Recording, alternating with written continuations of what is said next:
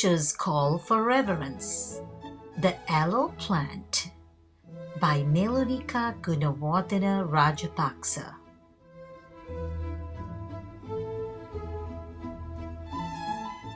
This is a short story to convey how childhood innocence awaits guidance with unconditional love.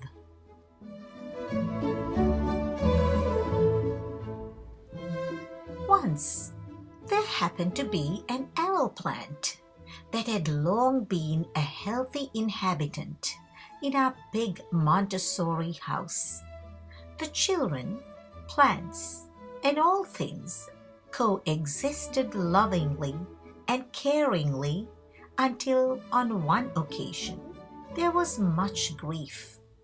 The aloe plant appeared to be calling for tender, loving attention. Its leaves had been pinched all over, and it looked desperately fatigued.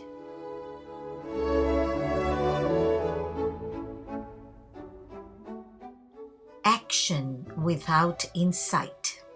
After a vigilant effort to understand the origin of this condition, the cause was discovered.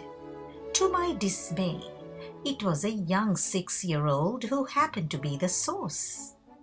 Understandably, it was a revelation based upon my personal observation as I continued to witness an interesting phenomenon.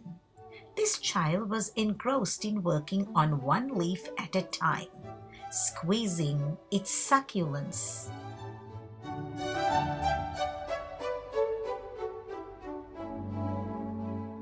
Equal respect. Indeed, it was my wish to understand the motive behind this type of activity. When I had the opportunity to speak with this child, I made it inspiringly clear to her that the plant deserved utmost respect, as much as she would wish for herself. I asked her if she had anything special to share with me in support of this choice of action. She had no words but to let me know that the plant would grow new leaves.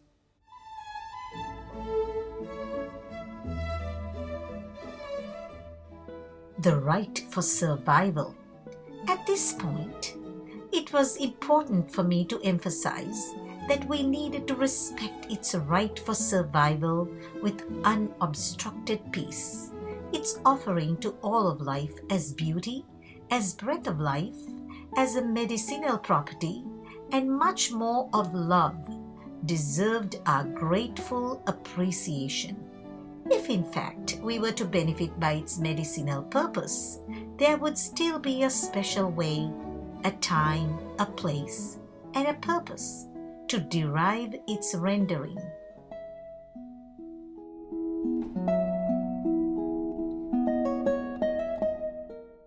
Tender, loving care.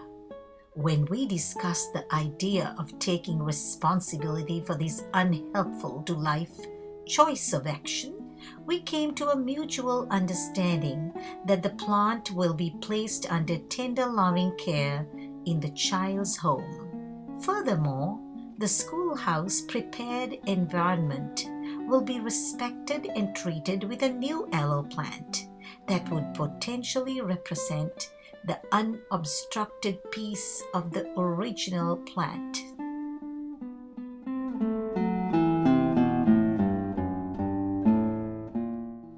Wise direction. The child, by this time, was placed with the responsibility of having to follow up on her end with the support of her parents.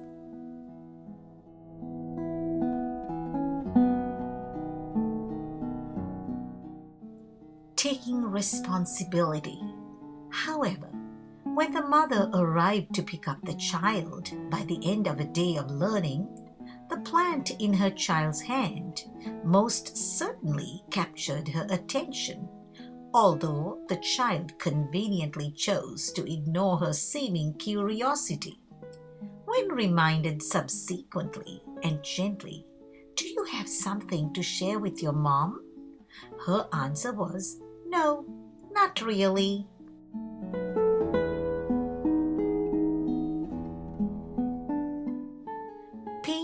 disrupted. The mother was obviously interested in knowing what was intended to be shared, although the child seemed hesitant to speak out at that time. However, in that difficult circumstance, my mentoring instinct prompted me to speak on behalf of the child. It is about love embraced with all of life that makes our life beautiful. It is about an aloe plant that lived peacefully for a very long time until its peace was inadvertently disrupted.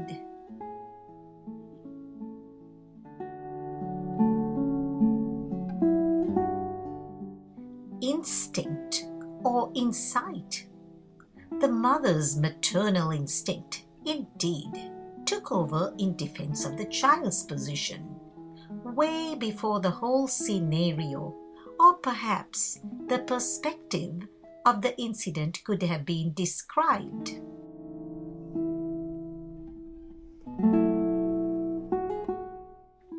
Adoption of humility and equality.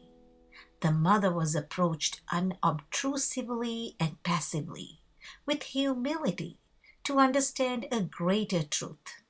It called for the adoption of an unfaltering, equal attitude of respect in relation to all things, in view of a sense of time, a place, and a purpose for which all things stood.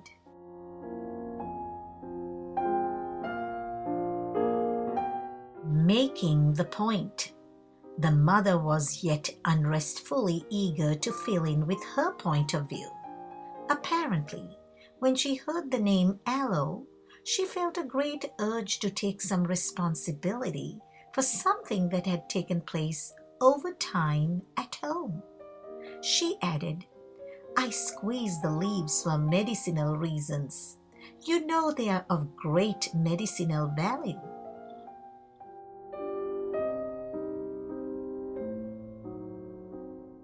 A renewed perception in view of the child's need, and also on behalf of the mother, a solemn plea for some attention was made. "I totally understand, but will you be kind enough to reach out to the plant for support with a deep sense of gratitude, and then borrow one leaf at a time for this purpose, in lieu of squeezing many leaves while the plant is working hard to sustain its life?"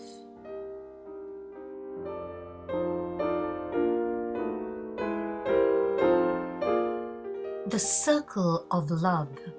The mother heard a passionate plea in an attempt to communicate a subtler truth towards guiding the child, who becomes the reflection or formation of all that is modeled around her, for life could never be taken for granted. All forms of sentience, plants and creatures alike, share the precious breath of existence to be equally treasured.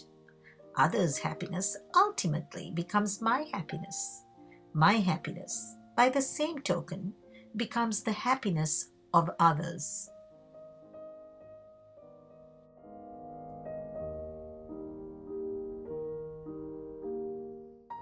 One wholesome ground.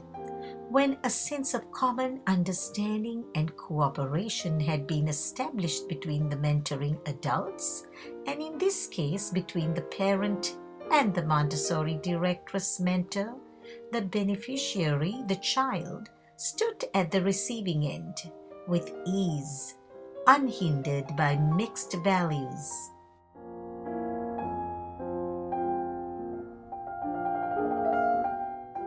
Nature nurtured.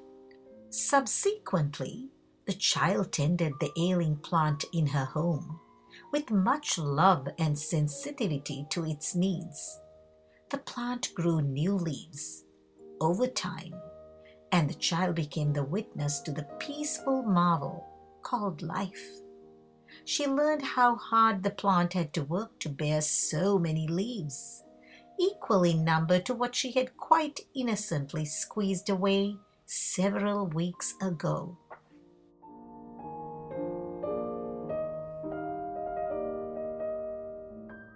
a happy ending. Joyfully indeed, the lovingly tended and refreshed plant was returned to its original home, the Montessori house, after it had been rejuvenated with leaves of love. In exchange, the child was presented with the replacement aloe she had placed in school.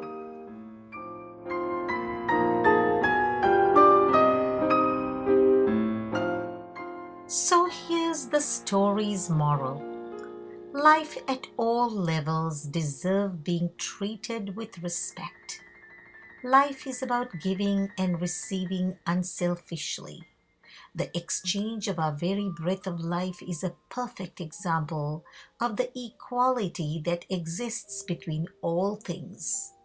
Nature's offerings must be accepted with gratitude and tender loving care.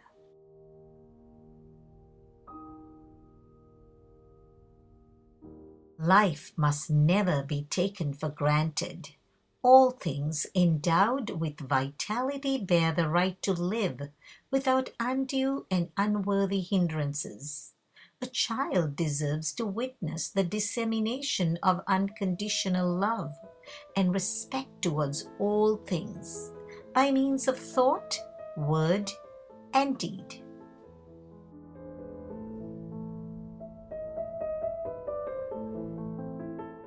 All mentoring adults must remain in unison to guide the child along the path of knowledge and wisdom through practical life experience. Mixed opinions and values may only bring about confused children, who in turn will grow up to be confused adults or parents themselves.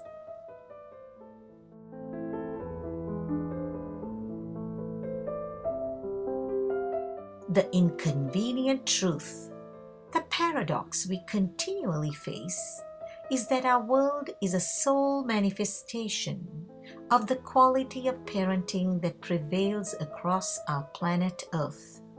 The children, unequivocally, are the heirs to all knowledge rendered by means of thought, word, and deed. We are in it together to make the difference, for the better or for the worst.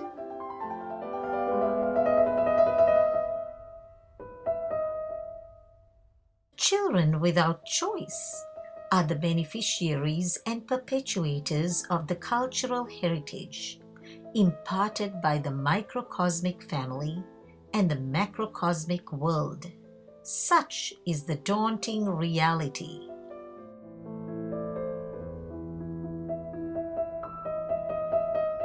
My gracious thanks.